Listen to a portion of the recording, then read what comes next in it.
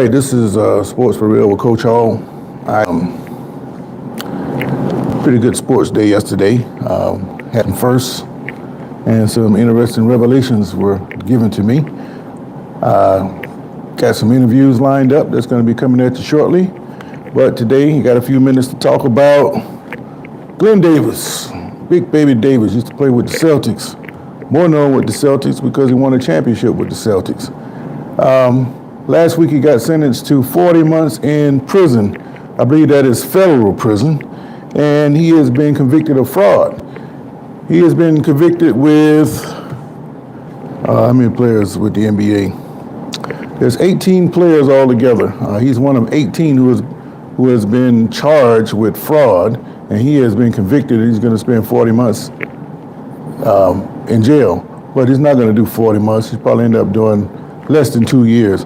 But in any case, he's taking it all in stride.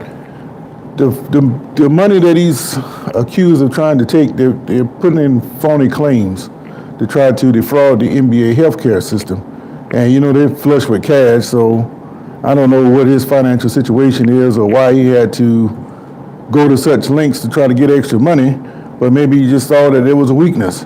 In other words, I don't know his financial situation, but it must not be that great for him to take a chance to put his freedom on the line. But among the other players, they're unnamed at this point, but there are 17 other players, and he's been the first to get convicted. But like I said, he's taking it all in stride. He says he's going to use this time to get himself in shape. And when you're isolated and you have to focus on certain things instead of focusing on the negative, this is an opportunity for him to get his body together, get his mind together, and come out a better person. Hopefully that is the case.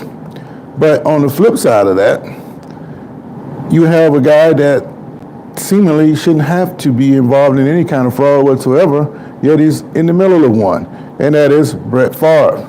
Brett Favre is being accused, along with 37 other people, of defrauding the MDHS, and that is the Mississippi Department of Human Services. And what they do is distribute money throughout the state to certain programs.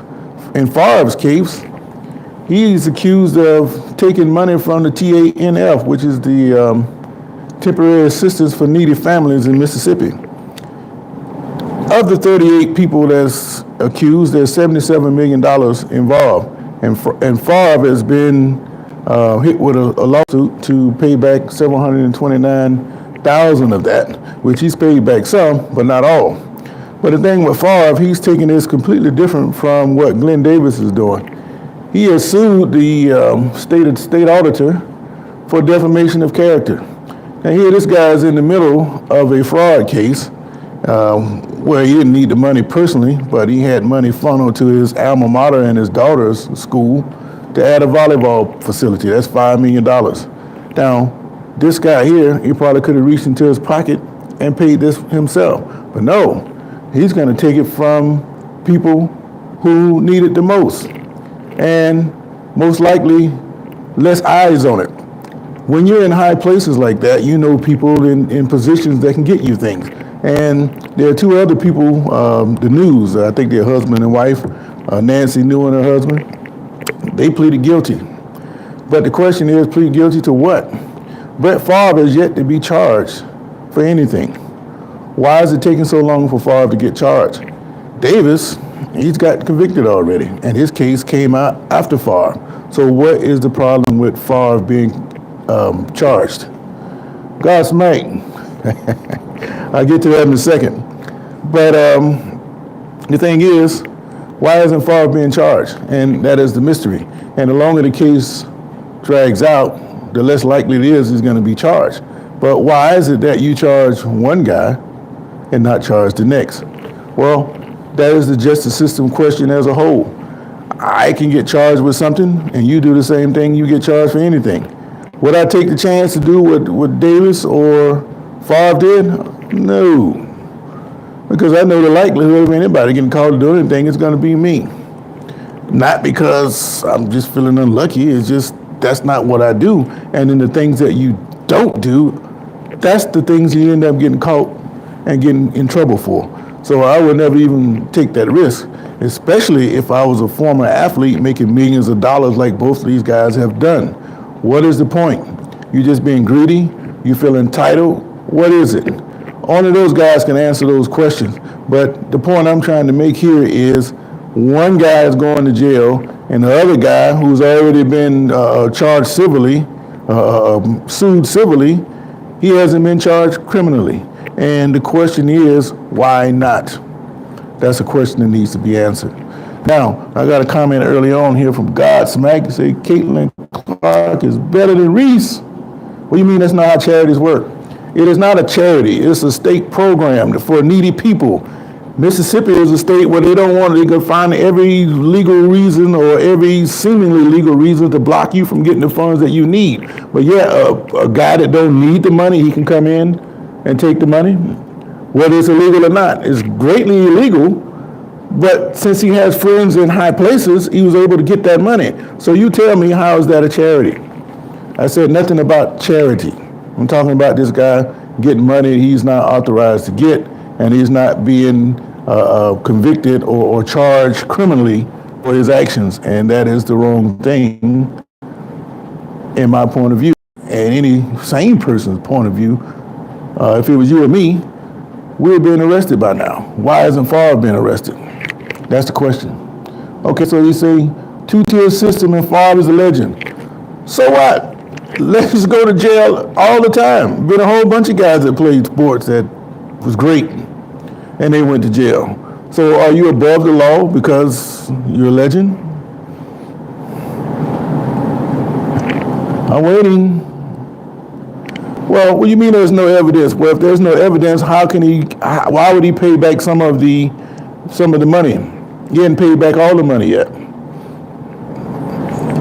If I didn't do anything, you're not getting a cent out of me. So why is he paying the money back? Everybody else is copping to the plea. Is Favre untouchable? Again, put yourself in that situation. But I can't talk too long on that. Only have a few minutes. You mentioned Caitlyn Clark.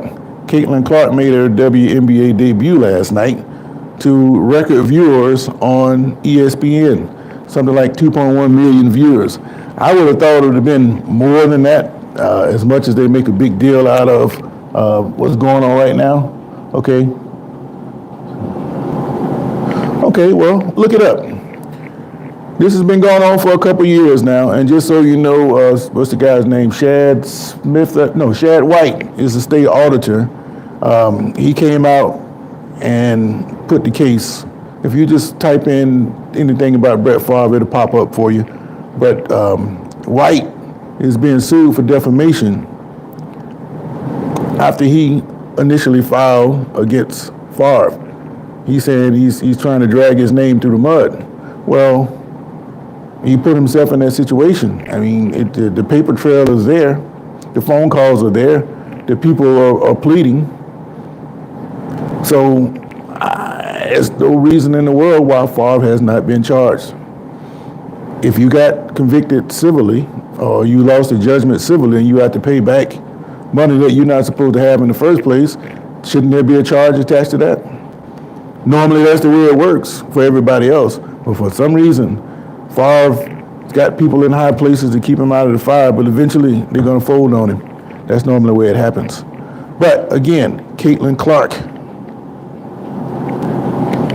Favorite team, football? The Steelers. I hope you're a Cowboy fan, because I like to go back and forth with Cowboy fans. But anyway, Caitlyn Clark made a debut, and they had 2.1 million share of viewers for ESPN last night. It was kind of an even debut. The good thing is she scored 20 points and broke the record for viewership. But the bad thing is she had 10 turnovers.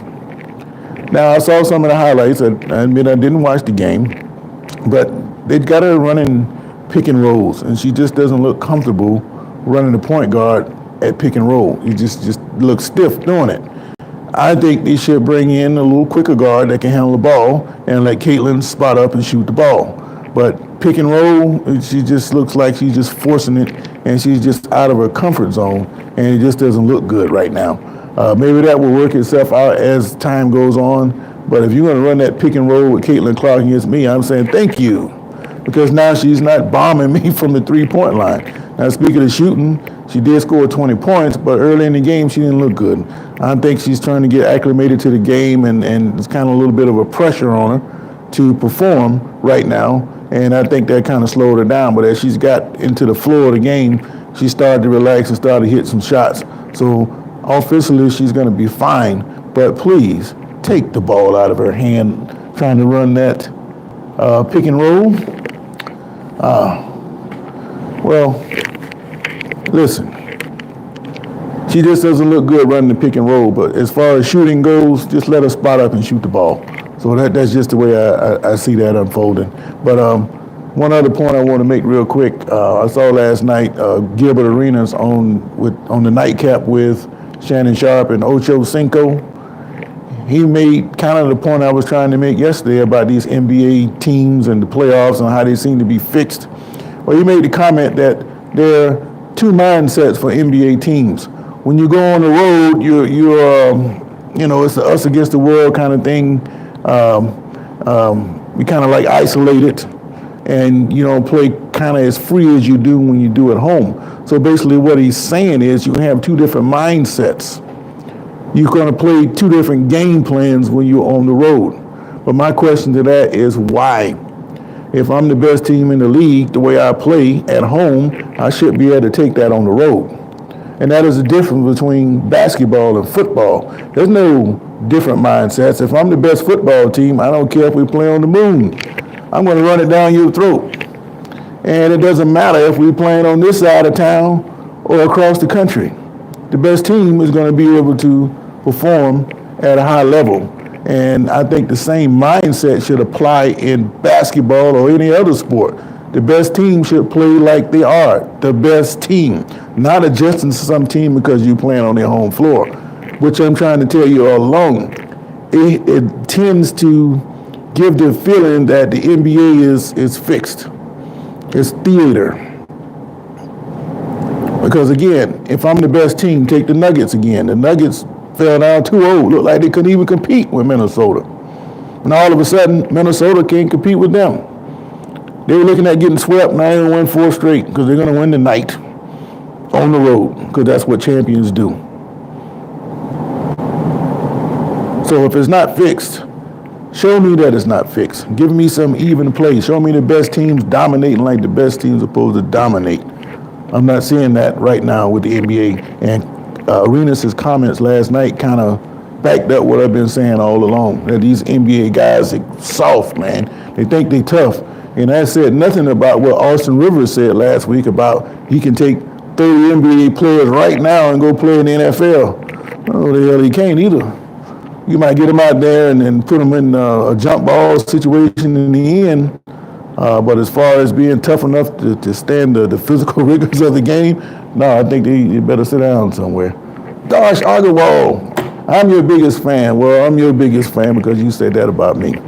So my thing is, I need you guys to subscribe, hit that like button, the notification. So I'm going to try to do more of these every morning, especially I already got it lined up next year for what I'm going to do. But as far as the summertime, I'm going to have that ironed out yet, but I'm going to be on as much as possible. But I've been following this stuff for over 40 years, and there's patterns to everything. And it's coming clear to me about this NBA stuff.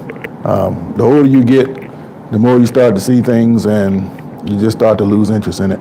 But I like a good game just like everybody else. But meanwhile, like always, got to go to work. But this has been Sports for Real. And by the way, I got a special guest that's supposed to be coming through today. And if that comes through, then I'm going to debut that interview about 2 o'clock today. So check me out with that. Until then, got to go to work. This is Sports for Real.